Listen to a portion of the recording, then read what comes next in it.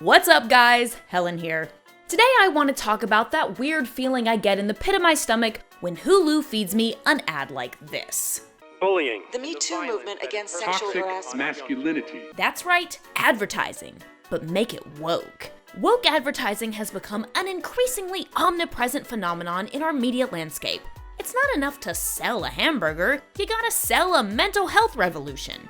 Now, I'm not saying I prefer the gross advertisements of yesteryear, or even any ads at all. However, if you're cynical like us, you probably feel a little weird about your bath soap being imbued with progressive new ideas about womanhood. In the interest of maintaining a healthy skepticism toward anyone who's ultimately trying to sell me more stuff, I've been wondering, why does every advertisement lately seem to come furnished with a political message? And what does it mean for us? Welcome to this Wisecrack Edition on how advertising got woke. And hey, if you hate ads, woke or otherwise, there's a way you can watch Wisecrack videos without any brand asking you to do anything. By becoming a patron, you can watch all of our content ad-free. It also helps us keep making great in-depth content like this video, whether or not it's ad-friendly. Check out patreon.com/wisecrack or click right here to learn more. We have to start by asking, what exactly is a woke ad? Is it when SpaghettiOs tweets about Pearl Harbor? Or is it more like when IKEA decides to feature a gay couple back in 1994? Or is it when Nike pays Colin Kaepernick to be a spokesperson precisely because of his activism? We'd argue that woke advertising is defined by its invocation of social causes and social movements of a given moment, especially those affiliated with progress and social change. So, sorry SpaghettiOs, you're not woke. That's not to say conservative brands don't also try to capitalize on the politics of their consumers, but nobody would call that woke. Especially these days, woke ads typically focus on identity-based issues surrounding race, gender, sexuality, disabilities, and so forth. In this way, the Kendall Jenner Pepsi ad is woke because it intended to align itself with Black Lives Matter. It just failed hilariously. Under this definition, the secret deodorant ad in the 1970s, strong enough for a man, made for a woman, was probably somewhat woke for the feminist movement at the time. But the same ethos in a CoverGirl ad in 2020? Probably not. There's also the question of whether, say, showing a female executive in an ad is some woke affirmation of girl bosses, or just, what professional life is like today. Now, a lot of you might be screaming, all advertising is self-interested, you big dum-dum. Companies are just trying to sell stuff to as many people as possible, regardless of skin color, sexual orientation, or gender. They're just getting with the times and targeting their customers accordingly, whether that's two dudes putting their relationship through the gauntlet of building IKEA furniture together, or just this guy who needs an energy drink for gamers, or whoever needs this pink gamer chair. But economic reasons aside, what if it's just really bad for society? Advertisements, like any form of visual or literary storytelling, have always been laden with values. They are reflections of our culture, and if our culture wants you to move to the burbs and raise a family, that's what they're gonna reflect. Or if society wants you to get rich and hot, ads will also reflect that. But as values change, ads naturally do too. As a result, and contrary to popular belief, woke advertising is not at all a new phenomenon. It's pretty old. Historically, most woke advertising appealed to women, overwhelmingly white, by reflecting various stages of the feminist movement, as explained by Andy Zeisler, author of We Were Feminists Once. In the late 19th and early 20th century, when some younger women were feeling stifled by Victorian notions of idealized womanhood, advertisers piggybacked off the existing feminist notion of the emancipated new woman by frequently depicting young, independent gals who bucked against Victorian norms and even served on juries. The new woman was, according to Zeisler, essentially a watered-down, more palatable suffragette who, surprise, liked buying things. This conflict between the advertiser-friendly new woman and the ruckus-raising, hunger-striking suffragette is at the heart of the problem with woke advertising. And it is maybe best illustrated by the Torches of Freedom campaign, which very publicly debuted during a parade in 1929. It was masterminded by one Edward Bernays, the creator of modern public relations and Sigmund Freud's nephew. Bernays believed that people bought things not based on what they needed, but based on the feelings a given commodity inspired. So he organized a stunt to sell cigarettes to women who were typically looked down upon if they smoked outside of their homes. He He paid a group of debutantes to light up during New York's Easter Day parade, and made sure the event was both captured by the press and interpreted as a protest for women's rights. Cigarettes were no longer just for men. They were torches of freedom, symbolizing female emancipation. Fittingly, the cigarette industry would adapt its ads for the next phase of the women's movement 40 years later, when Virginia Slims told women, "You've come a long way, baby," as they sold them cancer sticks. That 1968 tagline was in itself a response to a growing threat for advertisers. Feminists no longer interested in traditional beauty standards, housework, and so on might end up buying less lipstick and Clorox. So, some savvy brands, like Charlie Perfume, made like advertisers of yore and incorporated elements of the feminist movement, depicting a liberated, bold woman who held down a job and looked good while doing it, without explicitly using controversial feminist language. In all of these examples, we can see one of the first dangers of woke advertising. It dilutes the political message of a movement. Women, who were literally not allowed to apply for a credit card without a male undersigner, were asked to redirect their attention to buying the feminist perfume or the emancipatory cigarette. Why march at all when you can consume? Fittingly, a similar phenomenon happened to Black Americans. Before the civil rights movement and the rise of the black middle class in the 1950s, advertising to people of color was virtually non-existent. Advertisers had simply always targeted white Americans. Viewed in that framework, mainstream ads showing black people at all was, at face value, sadly, kind of progressive. Some of the first companies to even advertise in black-run newspapers were, you guessed it, cigarette companies. The reason they did it is pretty instructive. Internal documents for tobacco company Brown & Williamson report that in the case of Black and Hispanic communities, the relatively small and often tightly knit minority community can work to B&W's marketing advantage if exploited properly. And just like with the feminist movement, as the burgeoning civil rights movement made headway, ads began co-opting imagery associated with Black power, none more bluntly than this 1970 JCPenney ad that reads "Slack power." As historian Stuart Ewan put it at the time, the advertising industry, seeking markets, has generated a mass culture which reflects the spirits, but not the cutting edge of this resistance. But by the 1980s, our contemporary brand of woke advertising was really coming into its own. Again, aimed primarily at white women, in what Zeisler calls empowertizing.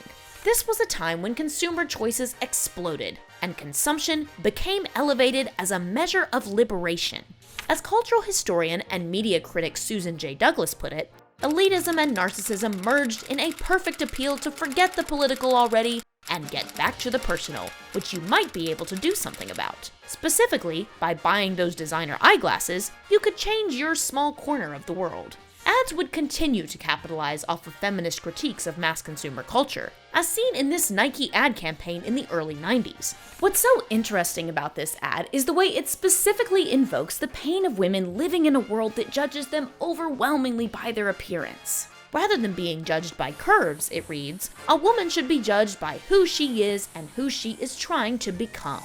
This leads to another serious problem with woke advertising. If all advertising sells dreams, woke ads tend to sell the dream of respect and equality. Reading this ad stirs real emotions, literally making Oprah cry on air.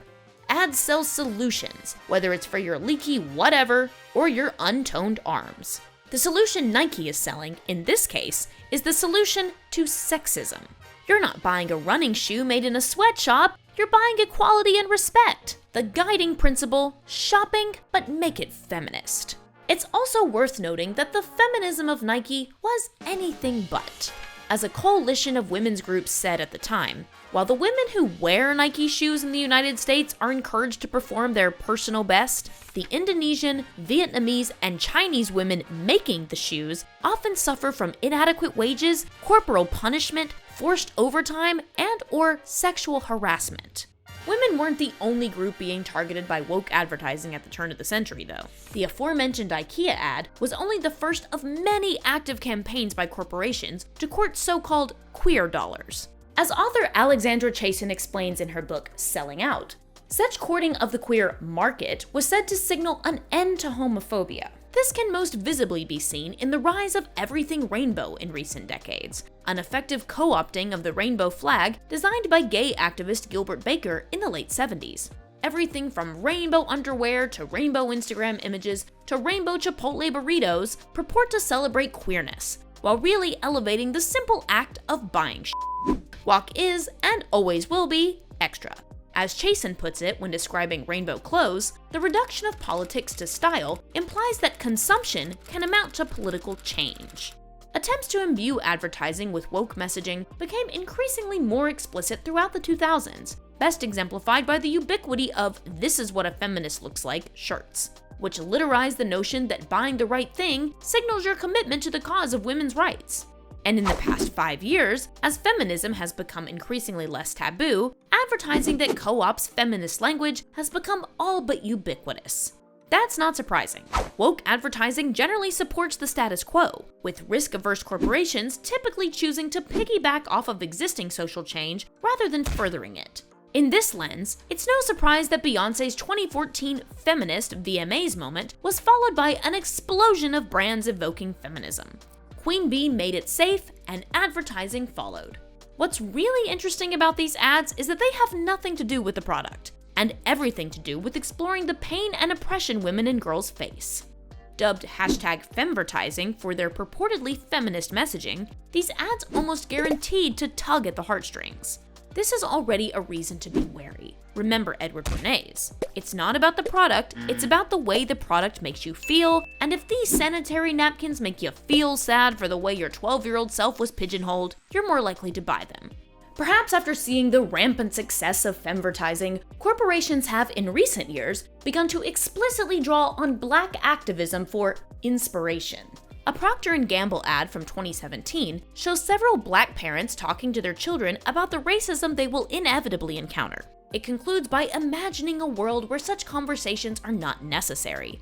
As with women's ads, these ads draw on real pain, while offering wish fulfillment by imagining a less racist future. Sound a little manipulative? Never is this more apparent than in that widely panned Pepsi ad, in which Kendall Jenner dissolves tensions between the police and protesters with a can of soda. Ironically, this ad functions like a much less subtle version of 1971's "I'd Like to Buy the World a Coke." Aired in the midst of the Vietnam War and massive social upheaval, it simply implied that if everyone chilled out with a carbonated beverage, wars and stuff wouldn't happen. I'd like to buy the world a Coke and keep it company. It went on to receive countless accolades, inspired fan mail, and, as a song, even charted in several countries. But the Jenner Pepsi ad somehow crossed a threshold of believability by making all too obvious the implication that a Pepsi could end racism. On the other hand, brands are also eager to exploit the credibility earned by activists to sell more stuff. Advertisers today are dealing with similar issues that they faced from social issues of the last century, but maybe a little more so. Millennial and Gen Z consumers overwhelmingly say that they prefer to buy from brands that share their values or have a higher purpose. That is, we want to know that our coffee is helping some farmer in Nicaragua send their kids to school, or that our beans do or don't support the right presidential candidate. But there's another force pushing this change. Today, products are increasingly disappearing from advertisements, which instead promote the more nebulous brand. Scholar Nikki Lisa Cole ties this transformation to the increased outsourcing of production, leaving corporations progressively more detached from the actual products they made. As Cole puts it, companies used to stand on a product. That was your name, the product you made. But when you don't actually make the product, you have to come up with something else to sell to people. That thing, of course, is a brand, and in many cases, a #woke brand. As a result, brands are doing another new thing, something we've mentioned in previous videos. They're becoming people. Woke people. The rise of social media has enabled a host of new, usually painful ways for brands to interact with potential consumers. And interact they do, especially if it means making themselves look noble. Brands increasingly are placing themselves at the center of flashpoint cultural issues. A Bloomberg analysis found that within 3 weeks of the murder of George Floyd, 76 of the world's top 100 brands had posted at least one corporate statement about racial justice. In this Instagram post, Visa managed to incorporate 2 phrases iconic to its advertising, turning its slogan "Everywhere you want to be" into "Where we want to be," and slyly including part of their messaging "Accepted everywhere." Meanwhile, Zara, the fast fashion company made infamous in 2016 for profiting off of child labor, posted a black square that mostly yielded impatient comments from customers complaining about late shipping. This queasy moment encapsulates the uneasy relationship between commerce and social justice. While some saw the quote-unquote blackout as great for PR, many criticized it as co-opting a campaign conceived by Black musicians and activists, who were drowned out amid a sea of corporate-sponsored and performative black squares. When the CEO of JP Morgan Chase took a knee to invoke Colin Kaepernick, diversity consultant Y. Von Hutchinson responded by telling the Washington Post that there's a lot of performative allyship going around. Nobody's asking for a CEO to take a knee. You take the knee after you change your policies. And of course, as with feminism, it's not a coincidence that this outpouring of corporate support comes at a time when calls and support for ending police brutality is at an all-time high. In other words, they'll support Black Lives Matter when it's least controversial, most convenient, and financially safe to do so. Which is why I want to tell you right here and now that Wisecrack is committed to ensuring all women can apply for and use credit cards without male supervision. And you can take a stand right now with us by taking your credit card and using it to become a patron. Not only will you send a strong message to sexist credit card companies, but you'll get ad-free and early access to all of our videos. Plus, higher levels get you access to cool stuff like the Wisecrack Discord, where you can hang out with Wisecrack staff and fans. Be sure to let everyone know in there how much you support my right to incessantly order takeout even when I have a fully stocked fridge. Check it out and make a stand by going to patreon.com/wisecrack. And as always, thanks for watching. Peace.